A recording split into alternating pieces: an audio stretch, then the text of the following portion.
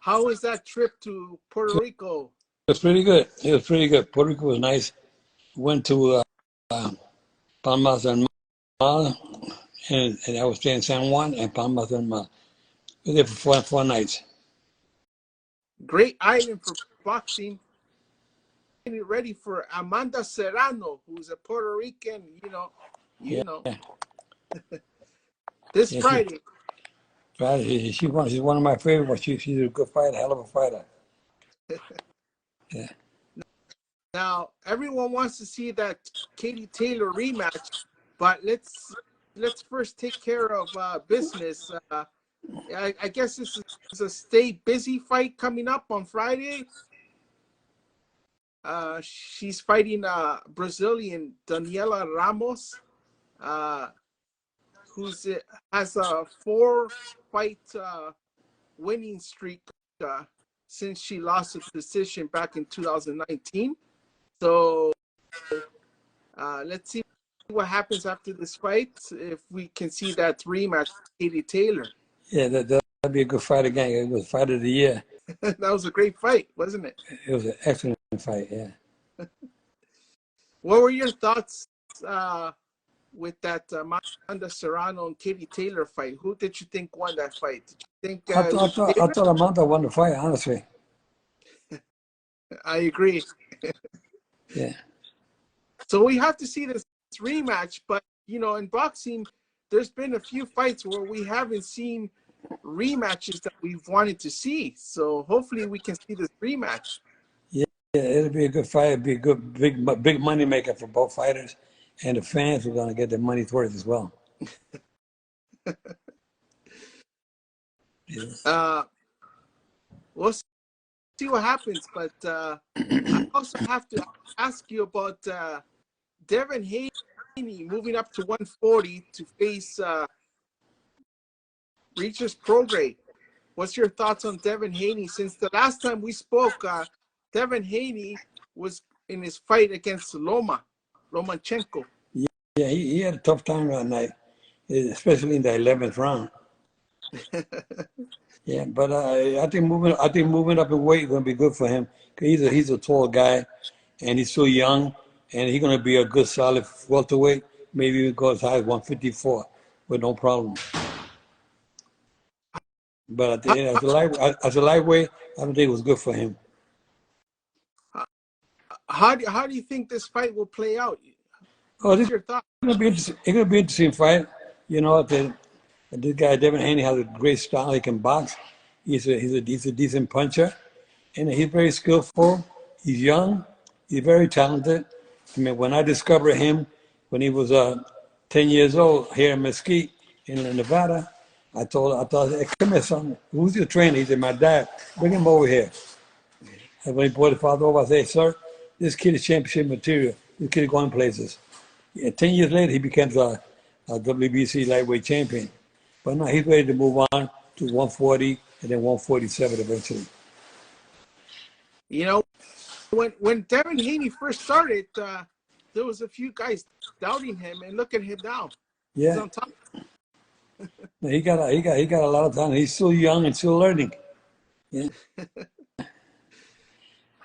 Yeah. That's just like with Canelo. When Canelo fought Floyd Mayweather, Floyd Mayweather basically took him to school, and then it made Canelo a better fighter. Sometimes a loss what makes you a better fighter. And I think that the fight that he had with Lomachenko, Devin Haney, with Lomachenko, kind of taught him a lesson. I think it makes him a little better fighter too now.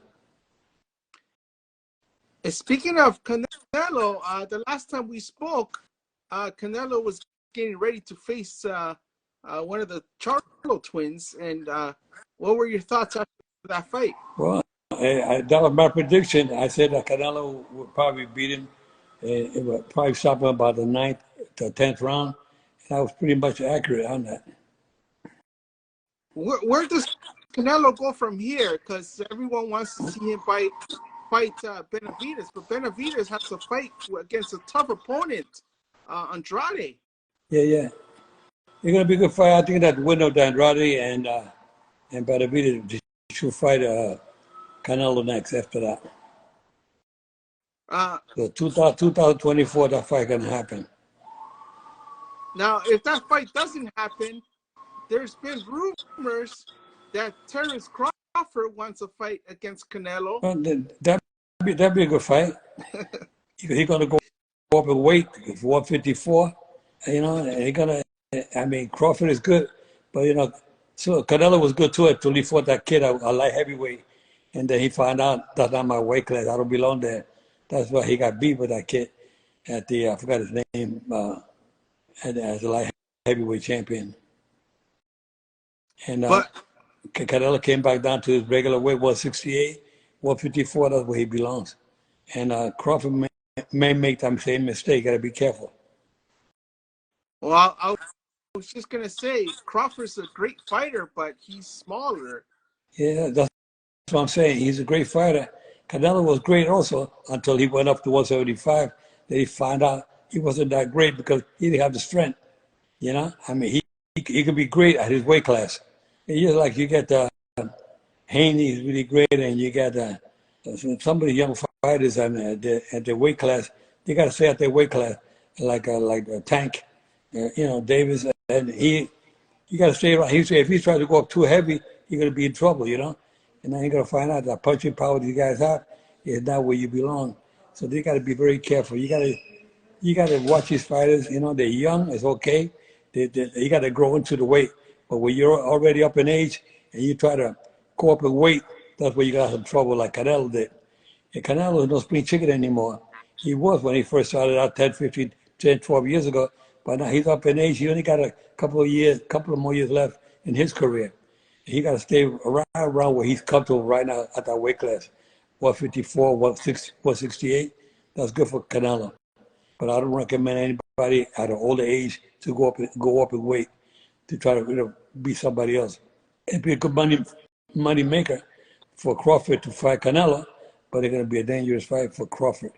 Even though he's great at 147, but he may not be that great at a heavier class.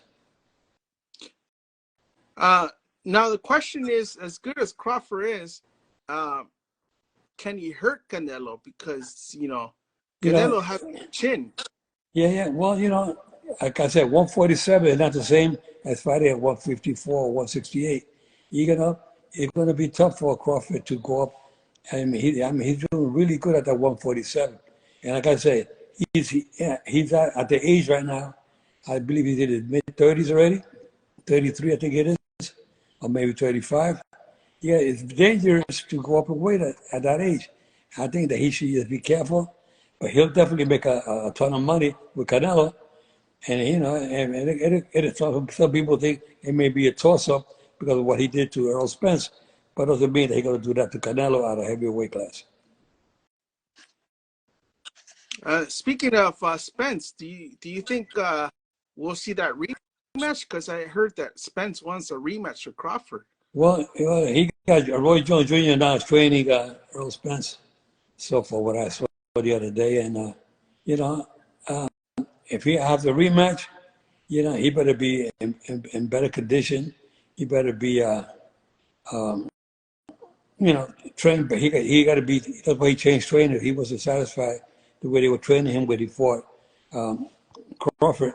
But I think now he wants to have a better training. He thinks that Roy Jones Jr. might be the right trainer for him. He might be. You never know. You can take a shot. I don't know if a rematch with him right away would be the right thing to do.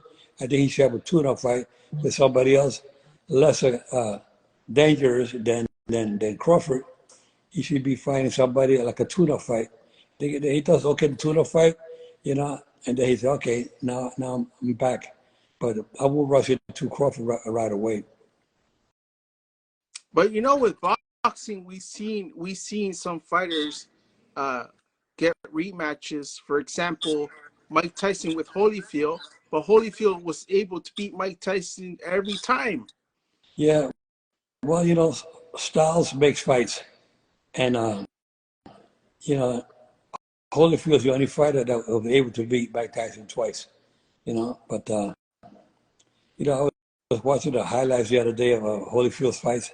I was involved in several of his fights.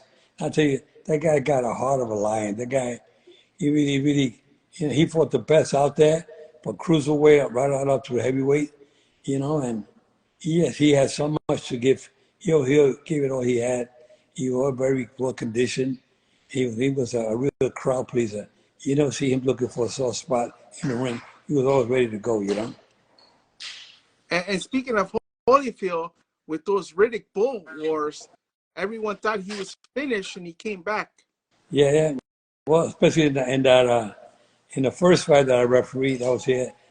Before I let you go, Joe Cortez, what's your thoughts on Showtime Boxing ending at the end of this year? Well, I think that they pay too much money to these fighters, and you could pay for so much, and eventually these pay-per-view events, people just got tired of paying all that money, and then Showtime, I guess their budget was a little too much. It went over, maybe they went a little bit over their head, and they'll come up with something. Somebody else will come up with another program.